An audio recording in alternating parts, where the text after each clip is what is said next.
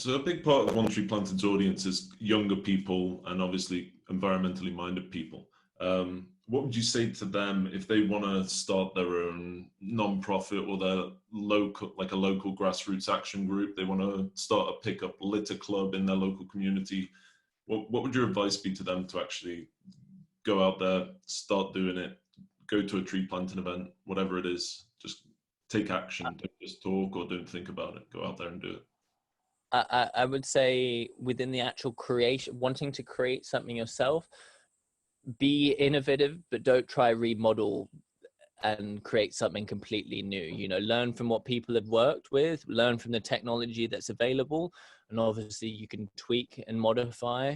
But I see a lot of young people thinking that they're going to change the world through doing something completely different. And yes, you might be that one in a million who makes that happen.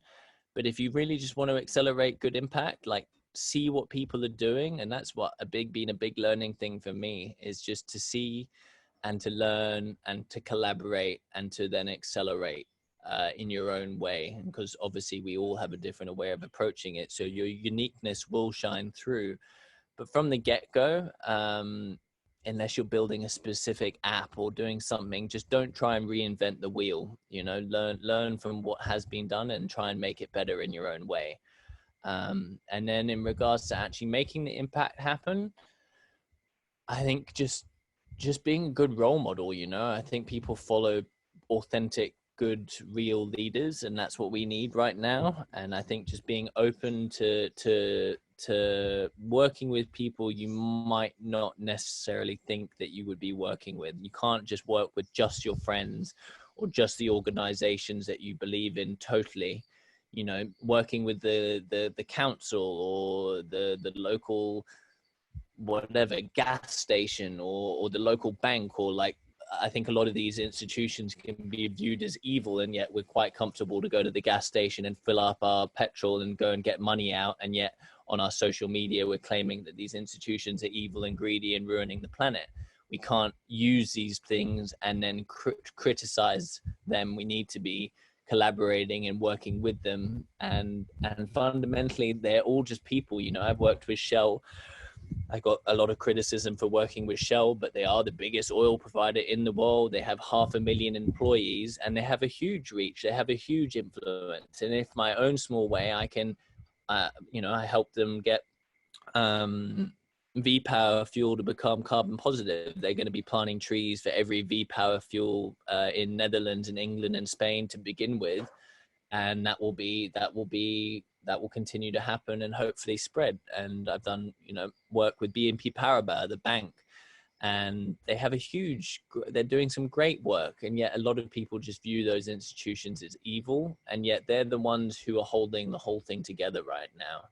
And yes, you have idiots like Trump and people who are really, you know, getting in the way of good environmental practices and standards. But fundamentally, institutions and organizations are made up of people, and people aren't inherently evil. They can be greedy, but they're not inherently evil. And if we can influence them to do things better and implement better standards, I would encourage young people to not point fingers, but to collaborate with those sort of people, and not just to be preaching to the choir. Because let's face it, you know, most of the eco documentaries that come out, for the most part, they're going to be watched like people like us who are in the scene, who like tree planting, who like cleaning up plastic from turtles' mouths. But it's the people who don't give a shit. Those are the ones that we actually need to be helping and to be influencing and to be showing the good business sense and the social ripples that can come from doing good. How do we do that? How do you do that? If you're in the boardroom with Shell or BNP, how are you selling this goal to them? I mean, if I am on the side of thinking that they are evil, then I do think that they only care about the profits. So what are you saying to them to convince them?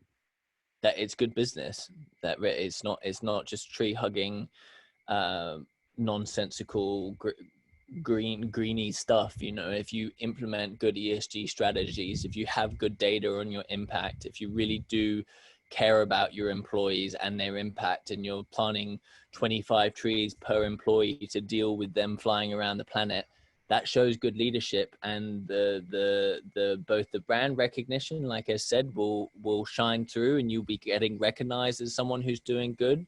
Your employees will be happy, your shareholders will earn more trust with you.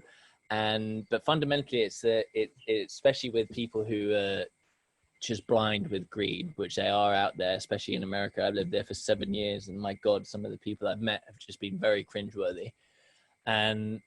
And I think it's just shifting their mentality and realizing sustainability is not an option, it's becoming a prerequisite. And if you're not on this bandwagon, you're going to be left behind, and you need to be showing good leadership in this role for your business, not just for a philanthropy side sort of game. Like, this needs to be embedded within your model, within your strategy, and I can help you on that journey.